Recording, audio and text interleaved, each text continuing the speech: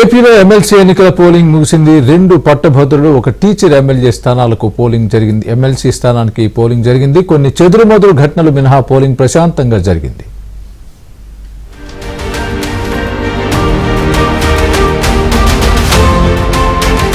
ఏపీలో ఎమ్మెల్సీ ఎన్నికల పోలింగ్ ప్రశాంతంగా జరిగింది.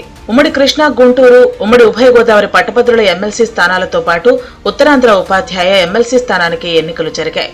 ఉమ్మడి గోదావరి జిల్లాల పట్టభద్రుల స్థానంలో మొత్తం 35 మంది పోటీ చేశారు. ఉత్తరాంధ్ర ఉపాధ్యాయ ఎమ్మెల్సీ స్థానానికి 10 మంది అభ్యర్థులు పోటీ పడ్డారు. 4 గంటల ప్రాంతానికి క్యూలైన్లలో వేచి ఉన్న వారికి ఓటు వేసేందుకు అధికారులు అవకాశం కల్పించారు. చంద్రబాబు, లోకేష్ తాడేపల్లిలో ఓటు హక్కు వినియోగించుకున్నారు. అటు గన్నవరంలో ఎమ్మెల్యే యార్లగడ్డ వెంకట్రావు దంపతులు ఓటు హక్కు వినియోగించుకున్నారు.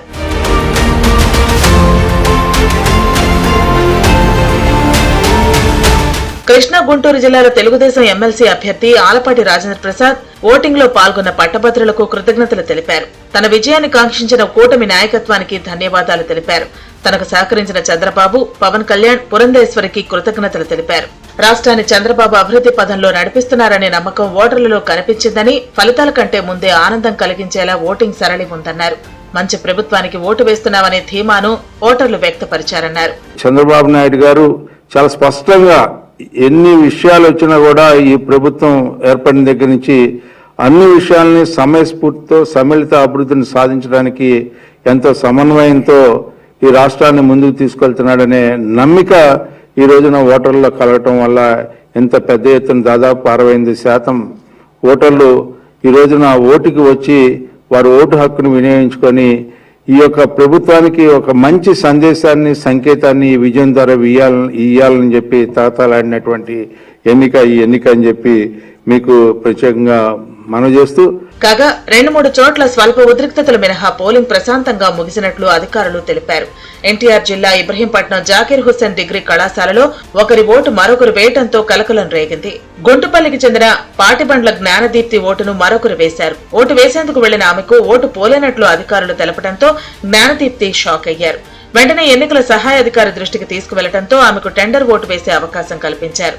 ఓటు హక్కును వినియోగించుకుని బయటకు వచ్చిన తర్వాత జ్ఞానదీప్తి ఆనందం వ్యక్తం చేశారు.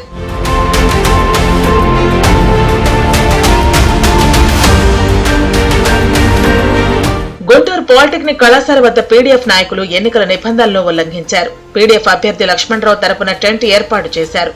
టెంట్ వద్ద లక్ష్మణరావుకు ఓటు వేయాలంటూ పోస్టర్లను అతికించారు. ఓటర్లను ప్రభావితం చేసేలా పీడీఎఫ్ చర్యలు ఉన్నాయంటూ టీడీపీ కార్యకర్తలు అభ్యంతరం వ్యక్తం చేశారు.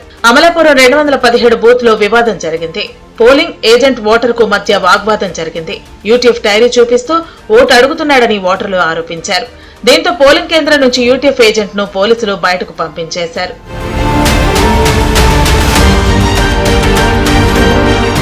గుంటూరు జిల్లా మంగళగిరి ఎమ్మెల్సీ ఎన్నికల పోలింగ్ కేంద్రం దగ్గర ఉద్రిక్తత ఏర్పడింది. పీడీఎఫ్ ఎమ్మెల్సీ అభ్యర్థి లక్ష్మణరావుకు టీడీపీ శ్రేణులకు మధ్య వాగ్వాదం తోపులాట జరిగింది.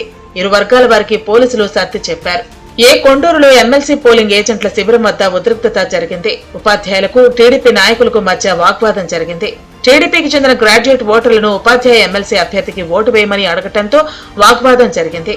ఈలోగా శిబిరం దగ్గరున్న పోలీసులు జోక్యం చేసుకుని సర్ది చెప్పడంతో వివాదం సద్దుమడిగింది.